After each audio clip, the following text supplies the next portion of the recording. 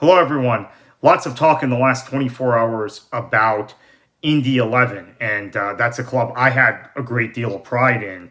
I have a great deal of pride in because I was there for the launch of that club. I was the press officer for the NASL at the time. They were an NASL team before they moved to USL when the NASL collapsed. And it's a club that I have a lot of respect for and a lot of sentiment for.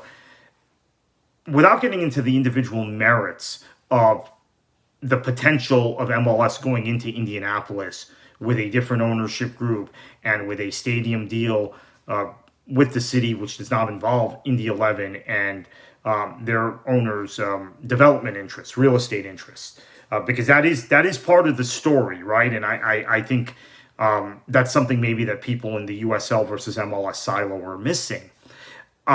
Is in their silos, individual silos. Let's talk a little bit about the soccer wars and leagues versus leagues, because what I think has happened is that we have a much more mature soccer audience in this country than we did when I worked at the NASL. And of course, when I worked at the NASL, we were looking to challenge MLS in our own ways, maybe in ways that are in some ways very similar to what USL is doing today, but in some ways very different than what USL is doing. And there just wasn't enough of a maturity in terms of understanding of the global game, understanding of independent clubs. Maybe also NASL never reached the critical mass of support in certain local communities to really wage that fight.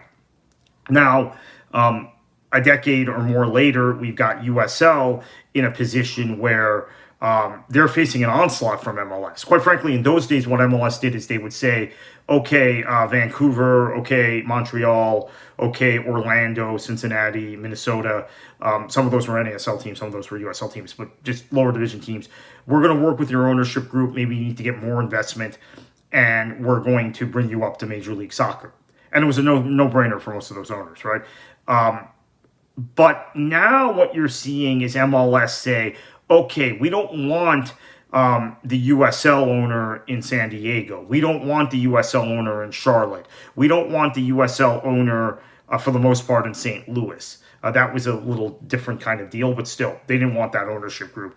And now we don't want the ownership group in Indianapolis, which that actually kind of surprises me, given everything there.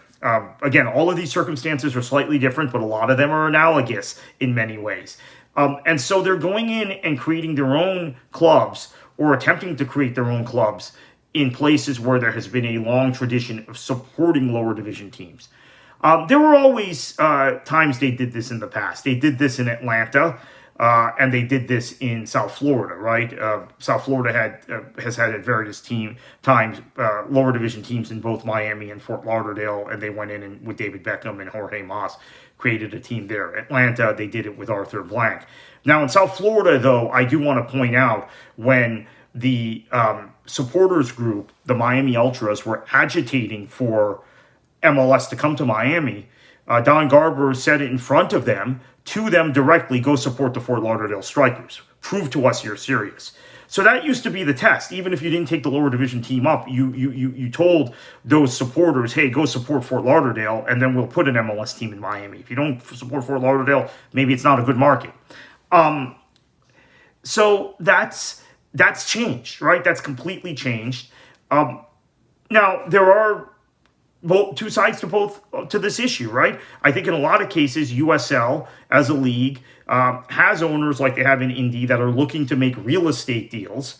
USL even has Justin Papadakis now in his portfolio is not just deputy commissioner in charge of expansion, but it's also in charge of real estate. But that's the only way they can fight MLS off. So understand that, right? I mean, you can't fight someone with a cannon with spitballs, right? So USL is having to kind of diversify their portfolio and do things that maybe some independent soccer supporters, hipsters that are anti-MLS don't necessarily like. So this is an evolving space, and I'm not advocating one point of view or another here. I'm just saying that there's a lot to consider, and the soccer wars are brewing on. My instinct always is to support the independent clubs. My instinct is always to support the supporters. But I also understand there are individual circumstances in each market, and MLS having the power they have, and also the sanction they have, right? This is where the Pro League standards comes into play, and the fact that they've been given a Division One sanctioning, and that was blocked from NASL and now from USL. So it's not a fair fight, right? It's not a fair competition. And there's also the subject of years and years of MLS being subsidized in one way or another. But there's a lot going into this, and I think Indy is just one battleground. I think you're going to see this in Detroit for sure. I've seen reports about Tampa Bay and maybe San Antonio. I'm not quite as sure there. I think chances are those ownership groups might consider working with MLS. But in Detroit, we know that that's a non-starter, right? We know Detroit City. I mean, who's to say never, right? I think a lot of people didn't think Chattanooga was going to MLS Next Pro, even though a year ago at this time I was beginning to report that. And many months later they went.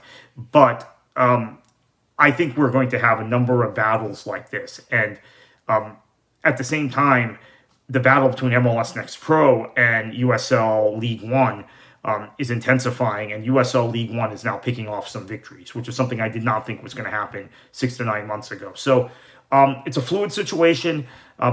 And also, just to finish up on Indy, I do think there's still some prospect for a deal there, because Major League Soccer would have to, if they are going to actually bring Indy into the league, find the appropriate investors locally. And what I saw when I was at the NASL, and the same thing happened with Minnesota, was at first it was going to be another team in Minnesota, right? They were approaching NFL owners. They were approaching people with money. They were thinking about a ground share with the Vikings. And what ended up happening is MLS came back to Bill McGuire, who was our owner in Minnesota, and said, you know what, we would like an outdoor stadium, whether it's in Minneapolis or St. Paul. We know where it is now, obviously Allianz Field. But maybe you're the guy, and let's marry you with some other investors, some minority partners. And that could still happen in Indy. So we'll see. This is an evolving space. This is a very fluid situation.